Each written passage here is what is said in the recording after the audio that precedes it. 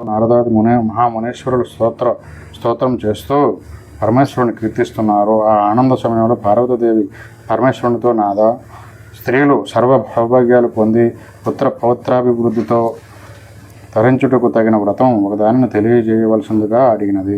ఆమె మాటలు పరమేశ్వరుడు ఎంతో సంతోషించి, దేవి, నీవు కోరిన విధంగా స్త్రీలకు సర్వ సౌభాగ్యాలు కలిగజేసే వరలక్ష్మి వ్రతం అనే ఒక వ్రతం ఉన్నది.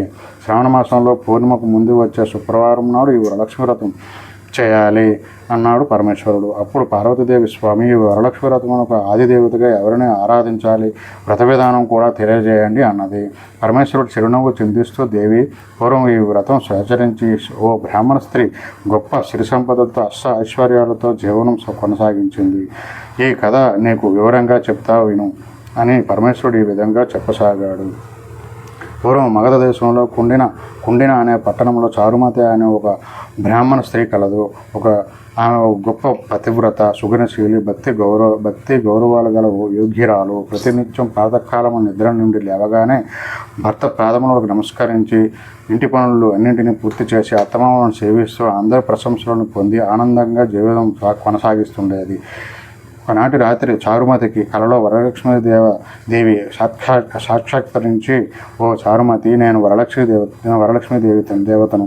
నీ యందు నాకు అనుగ్రహం కలిగినది. నీవు నా వ్రతమును ఆచరించుము.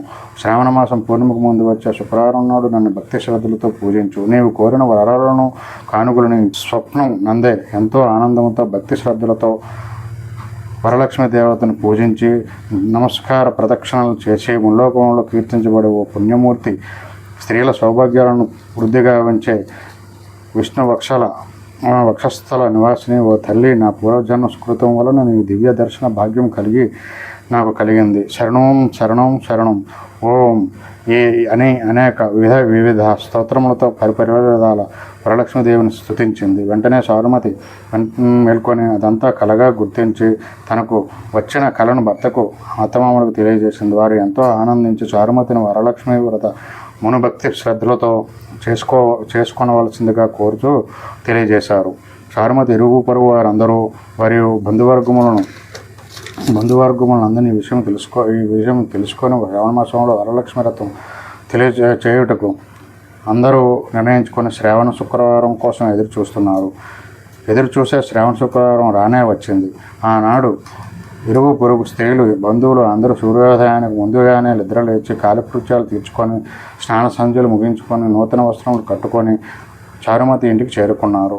చారుమతి తన ఇంటిలో ఒక ప్రదేశమునందు గోమయముతో అలికి ముగ్గులు తీర్చిదిద్ది ఆ ప్రదేశంలో మండపం ఏర్పాటు చేసి ఆ మండపంపై బియ్యం పోసి దానిపై ఒక కలశం ఏర్పాటు చేసి ఆ కలశంలో పంచ పల్లవాలు, రావి, జూవి, మర్రి, మామిడి, ఉత్తరైన చెట్ల ఎగుళ్ళు మొదలగు పంచ పల్లవాలతో కలశం ఏర్పాటు చేసి వరలక్ష్మీదేవిని సంకల్ప విధులతో ఆవాహన చేసి సర్వమంగళ మాంగళ్య శివే సర్వార్థి సాధిక శరణ్య త్రయంబకే దేవి నారాయణి నమస్తుతే అని ఆహ్వానించి ప్రతిష్ఠించినది. చారుమతితో పాటు మిగతా స్త్రీలు కూడా పద్మాసనే పద్మకరే సర్వ లోకైక పూజితే నారాయణి ప్రియదేవి సుఖ్మదేవిని షోడశోపచారాలతో పూజించారు. 9 పోగుల తోరమును కుడి చేతికి కట్టుకొని తాము తయారు చేసిన పంచభక్ష పరవన్నములను వరలక్ష్మీదేవికి నివేదించి ప్రదక్షిణ నమస్కారాలు చేశారు. మొదటి ప్రదక్షిణ చేయగానే ఆ స్త్రీలందరికీ కాళ్ళకు గల్లు మన శబ్దములతో కాళ్ళకు గజ్జల ఆభరణములు ప్రసాదింపబడినవి.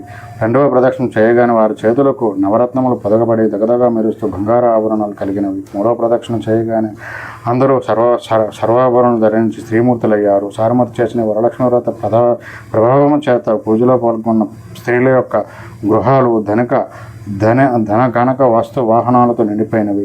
వారి గృహముల నుండి బంగారములతో తయారు చేసిన రథములు వాహనములు వచ్చి చారుమతి ఇంటి ముందు నిలిచినవి.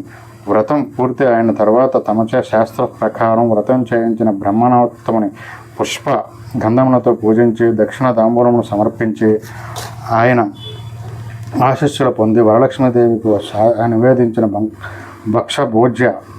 భోజ్యములను బంధువర్గం అందరికీ ఆతిథ్యం ఇచ్చి తాము తృప్తిగా భుజించి వారి వారి గృహముల నుండి వచ్చిన వాహనాలను ఎక్కి గృహములకు పోతూ వరలక్ష్మీదేవిని మనసును ధ్యానిస్తూ ఒకరితో ఒకరు ఓహో సారుమతి భాగ్యమే కదా, తమకు కూడా ఇంతటి భాగ్యం కలిగినది.